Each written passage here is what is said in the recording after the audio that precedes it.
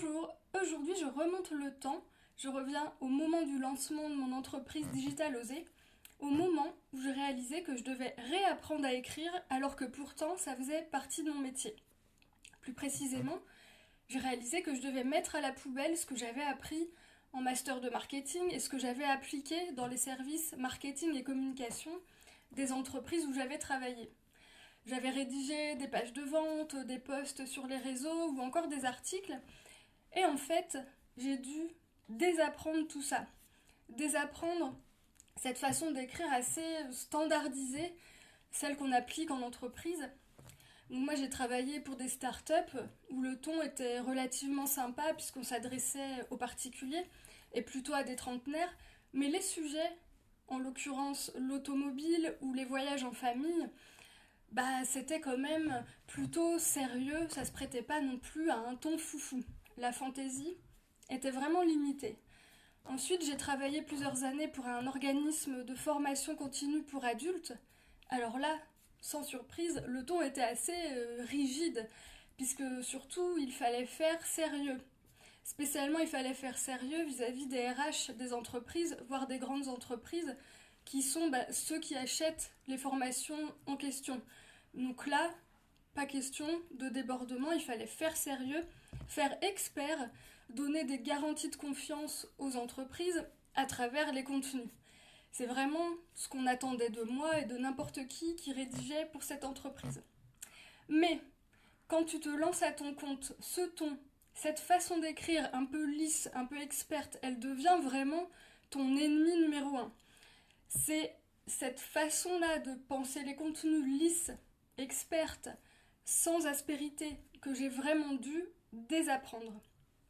À la place, j'ai dû faire autrement. Donc j'ai dû apprendre à écrire avec plus d'émotion, plus de sentiments, plus de moi aussi, plus de spontanéité. L'idée, c'était qu'on comprenne qui je suis, comment je peux aider mon client de cœur. Et ça, on ne peut pas le faire en restant dans une position d'expert, dans une position de lisse.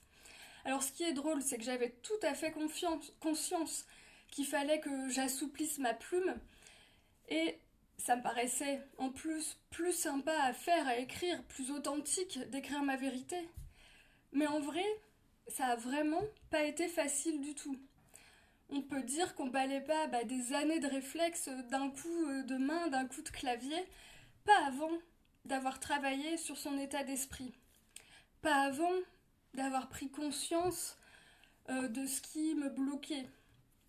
Dans mon cas, j'ai réalisé en fait que j'avais un petit peu peur de ne pas justement paraître assez experte de mon sujet si j'adoptais un ton plus personnel.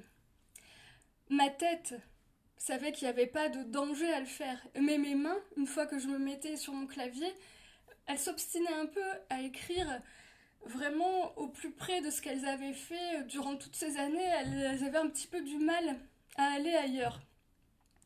Une fois que j'ai pris conscience de ce blocage, j'ai pu vraiment travailler dessus.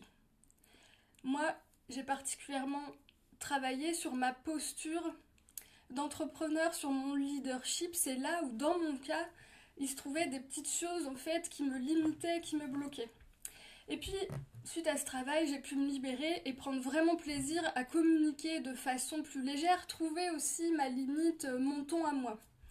Mon exemple, il fait peut-être écho à d'autres limites que tu peux te mettre de façon assez inconsciente au moment de créer tes contenus, parce qu'il n'y a rien de tel que le fait, je trouve, de se rendre visible, de se mettre en position de communiquer sur quelque chose qui nous tient à cœur pour activer ou pour réactiver des peurs, des blocages, des parasitages, tous azimuts.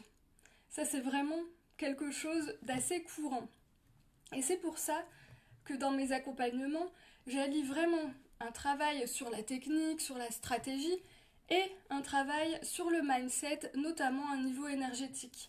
C'est le cas aussi dans le coaching de groupe Quintessence qui démarre donc prochainement le 8 novembre, où on va travailler pendant 4 semaines avec beaucoup de pratiques en l'occurrence pour que tu trouves ton grain de voix à toi, celui qui va te permettre de dérouler le fil de tes histoires inspirantes et de tisser un lien vraiment unique avec tes lecteurs.